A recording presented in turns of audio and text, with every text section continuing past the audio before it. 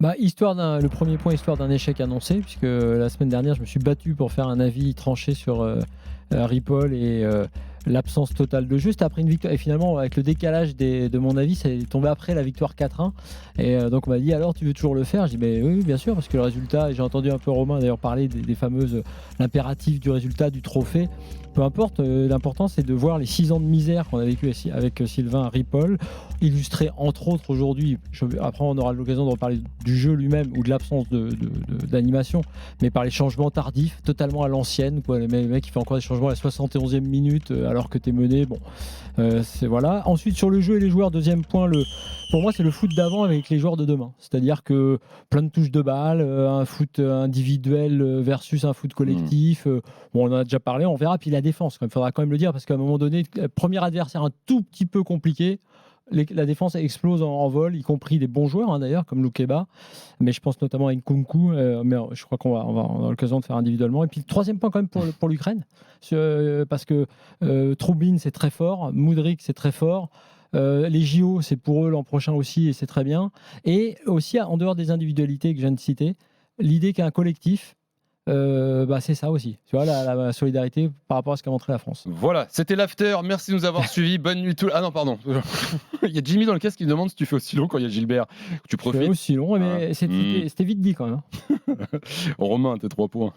Non, mais moi, je démarre par un sentiment d'autogestion et tous les greffes qui sont faits depuis 6 ans sur Sylvain Ripoll se retrouvent sur cette rencontre. C'est fort quand même parce que le mec se s'est attendu là depuis un petit moment. C'est que tout le monde veut sa tête et il change rien. Il nous l'offre sur un plateau lui-même. Écoute, pourquoi pas si tu sais faire marcher la guillotine. Bravo à toi. Mon deuxième point, c'est sur les individualités et effectivement. Nielsen Nkunku nous a montré sur ce match-là à quel point il peut être très agaçant. Il y en a beaucoup qui se sont enflammés après sa demi-saison à Saint-Etienne. Attention, il n'est pas en Ligue 2 par hasard. Et puis, mon troisième point, c'est peut-être hors foot, mais je tiens à le dire hors politique. La joie des Ukrainiens me touche. Voilà. Ok. L'Ukraine qui affrontera l'Espagne en demi-finale de cet Eurosport mercredi. L'autre demi opposera l'Angleterre qui a battu le Portugal 1-0 à Israël. Les Bleus. Ils ont déjà joué l'Espagne d'ailleurs en poule. Ils avaient fait match nul. Ils avaient fait un très bon match. Ils avaient fait déjà une très bonne phase de poule avec 7 points et un match nul. 32-16 pour réagir sur tous ces sujets. Quart de finale pour l'équipe de France à 7 euros, comme il y a 2 ans, lors du dernier Euro. L'objectif minimum de la Fédé, c'était demi-finale. On nous disait, on était avec Arthur Perrault en direct de Roumanie tout à l'heure, qui nous disait qu'il voulait la gagner. Les Bleus étaient là pour la gagner. Bon, on va se mettre au point d'accord tout de suite. C'est un quart de finale avec cette génération. C'est un énorme échec. Ripoll, il est là depuis 6 ans. Il en a connu d'autres, des échecs. C'est pas pour autant que Ripoll va partir. On connaît notre fédération. Dans un an, il y a les Jeux Olympiques.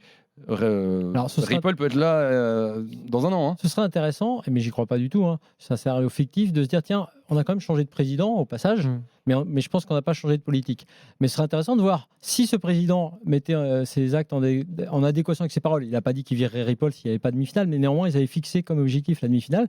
Ça aurait été intéressant ce serait intéressant de voir que Diallo s'empare de ça pour dire c'est vrai, 6 ans, machin, quand même, quelques qualifs qu'on n'avait pas avant, parce qu'il faut se rappeler qu'on ne se qualifiait même pas pour les euros. Oui, ça aussi, c'est vrai. Bon, faut le dire, mais en dehors de ça, rien, et surtout sur le jeu. Malheureusement, vœu pieux, Ripoll va être. Enfin, je pense que Ripoll sera maintenu et qu'on l'aura pour les JO. Oui, quand on entend Diallo régulièrement remercier Le Gret et dire que c'est normal qu'il soit dans les bureaux, il ne faudra pas s'étonner, effectivement, Ripoll soit prolongé. Romain. Après, messieurs, si vous voulez être déçus, c'est de votre faute si vous placez un quelconque espoir de responsabilité en la personne de Philippe Diallo. Pour moi, c'est une personne qui n'existe pas. C'est le faux grand pop posé dans le Chevalier du Zodiaque pour ceux qui ont la ref, mais il n'existe pas, Philippe Diallo. Enfin, il n'existe pas dans un rôle décisionnaire. Par contre, il y a des gens derrière qui sont capables de prendre des décisions. On l'a vu avec Jean-Michel Aulas pour la nomination d'Hervé Renard avec l'équipe de France féminine. Voilà, il y a quelqu'un, il est passé sur ce plateau il y a quelques jours, qui a aussi son mot à dire à la FFF, il s'appelle Marc Keller. Peut-être qu'il peut plaider la cause de Frédéric Antonetti. Il a eu sous contrat à Strasbourg. Excuse-moi d'insister, mais ça, si on revient quelque chose là. Sur 7 euros, le match de ce soir, 7 euros, ce nouvel échec. à quel point, voilà, on part dessus. Ripoll, là j'ai beaucoup de messages sur Twitch, sur Direct Studios, il n'y a que ce nom qui revient, mais à quel point c'est de sa faute en fait?